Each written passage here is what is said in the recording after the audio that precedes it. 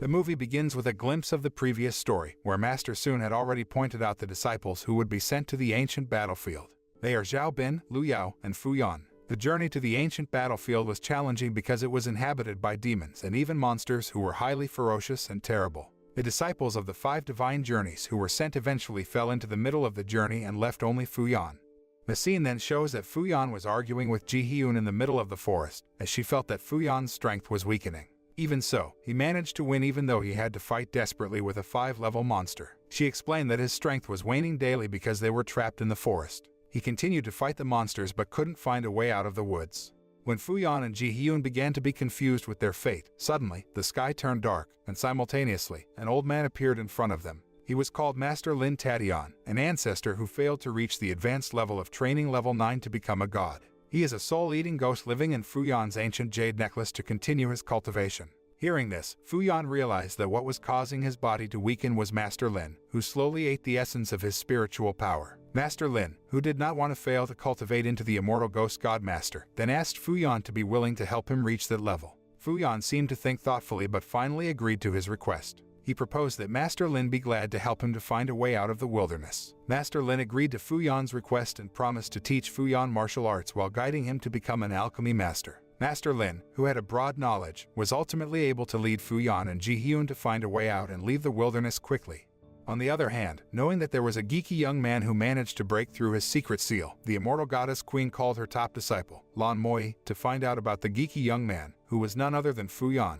The scene then changes to Fu Yan, who arrives in a city and looks astonished because it is inhabited by humans and orcs. Even though they looked creepy, Fu Yan felt sorry to see the orcs treated lowly. With his spiritual strength, he tried to stop someone about to whip one of the orcs. Lan Moi, monitoring from a distance, was struck by Fu Yan's kindness and began to think he was not a bad guy.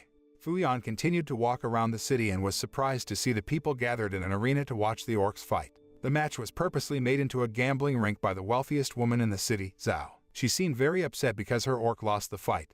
Curious about the city's activities, Fu Yan left to continue his journey. However, his footsteps suddenly stopped in front of a merchant selling antiques. Master Lin felt the powerful energy contained in one of the antiques sold there. Master Lin then told Fu Yan to buy the antiquity because he was very confident that it could help him to cultivate to the last stage. Fu Yan seemed confused about how to get it because he didn't have money. Realizing that the young man in front of him had no money, the merchant drove Fu Yan away from his store. However, Lan Moi, constantly lurking in the distance, deliberately bought one of the items that Fu Yan wanted. It made Fu Yan curious, and he chased after the figure of the white-hooded woman to say thank you and ask her name. Lan Moi introduced herself and showed her face to Fu Yan, then she left.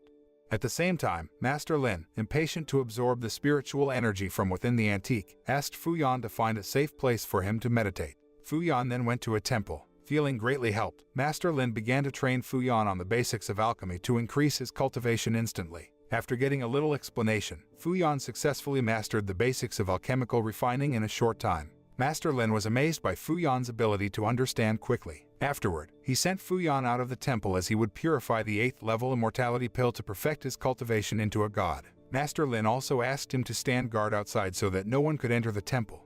Shortly after, the aura of cultivation energy emitted by Master Lin took the city's people by surprise because suddenly, there was a gust of wind at the same time as a fierce thunderstorm.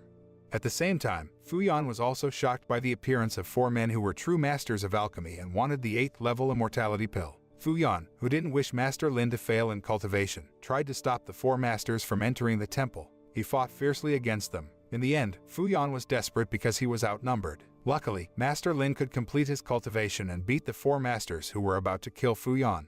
The next day, while Fu Yan was leisurely walking and looking at the crowd of the city's working people, he was startled by the powerful aura that he believed came from an inn. He then took a step there. When opening the door, he saw a beautiful woman who was nothing but Lan Moi, the figure of the white-hooded woman who once bought him an antique. She was breaking through the cultivation stage to rise to a higher level. Knowing that Moi seemed distressed, Fu Yan asked Ji Hyun to help Lan Moi finish her cultivation phase. He was pleased to be able to help Lan Moi. Meanwhile, Lan Moi also thanked him for his help in completing the cultivation stage. On the other hand, a young man named Xuan was enjoying a meal in a food stall. He was an alchemist cultivation master who had reached the 3rd level. Shortly after, the orc servant accidentally spilled food on Xuan's clothes, making him angry. He then told the owner of the shop to kill the orc. Fu Yan came and defended the orc servant, making him furious. Xuan then challenged Fu Yan to a duel. Shortly after, they moved to another dimension. Xuan attacked first, and Fuyan was able to parry his stroke. Realizing that the young man in front of him was also the cultivation master, Xuan, who did not want to lose, then released his second ability by raising his golden dragon spirit. Seeing that, Fuyan evoked his cultivated dragon spirit. Xuan looked surprised to learn that Fuyan also had the immortal dragon spirit. The two dragons fought each other very fiercely, but in the end, Fuyan won the duel. The next day, Lan Moi came and pulled Fuyan into her inn. There, they drank coffee while having a serious conversation about the current phenomenon. She told him about the appearance of the dragon fruit located on the monster island. She explained that the fruit had spiritual power that could help raise the cultivation level or grant all the wishes of those who succeeded in obtaining it. Therefore, she did not want God's fruit to fall into the wrong hands. Hearing that, Fuyan volunteered to help her get the fruit. In the middle of the conversation, Fuyan could hear another conversation between Xuan and Zhao, who were also after the gods. They were aiming for the fruit to make it easier for them to cultivate and level up to becoming gods. Not only that, but Xuan also needed 10,000 orcs to be taken fresh blood because their blood had high efficacy to accelerate his cultivation. Upon knowing that, Fuyan became angry and would not let Xuan succeed in obtaining the fruit of the gods, and killed 10,000 orcs as a sacrifice. The next day, Fuyan and Lan Moi left for the island in a hurry. Without realizing it, they've been watched by someone. The scene turns to the person monitoring Fuyan, and Lan Moi is Xuan's man. He reported to Xuan if Fuyan and Lan Moi went to Monster Island. Xuan, who did not want his mission to fail, immediately swallowed pills to improve his abilities and cultivation until his body released an aura of darkness. Xuan then said he would kill everyone who tried to block his steps to obtain the fruit of the gods. Upon arriving at the island's far end, Fuyan and Lan Moi saw masters from all over the continent gathered there. However, their abilities and cultivation were still low, so they were afraid to go to the island where the fruit of the gods existed.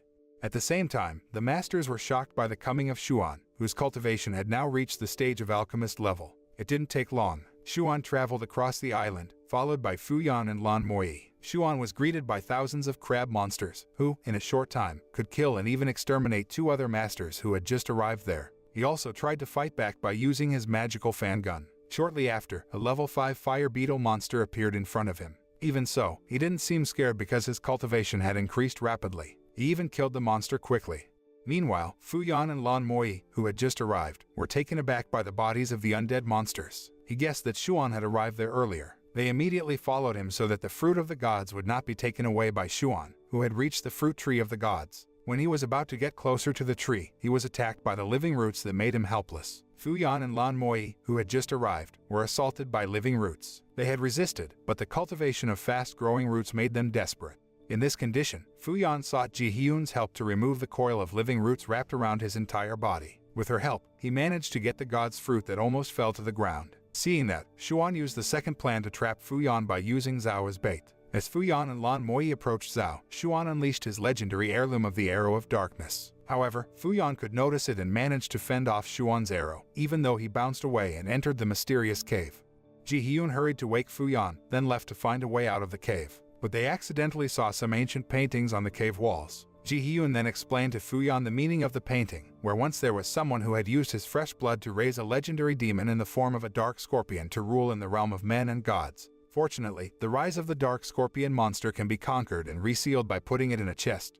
As he continued to explore the mysterious cave, Fuyan and Ji Hyun were startled by the orc figure he had saved. The orc wanted revenge by resurrecting the dark scorpion demon still sealed in the chest. Seeing that, Fuyan tried to stop and advised the orc to abandon his intent for revenge. However, his words were ignored, and at the same time, Xuan appeared and fired an arrow at the orc, who instantly died into dust. Simultaneously, the dark scorpion demon inside the sealed chest emerged. Xuan could not speak because the scorpion demon had absorbed Xuan's spiritual strength to perfect his cultivation momentarily. Eventually, Xuan died.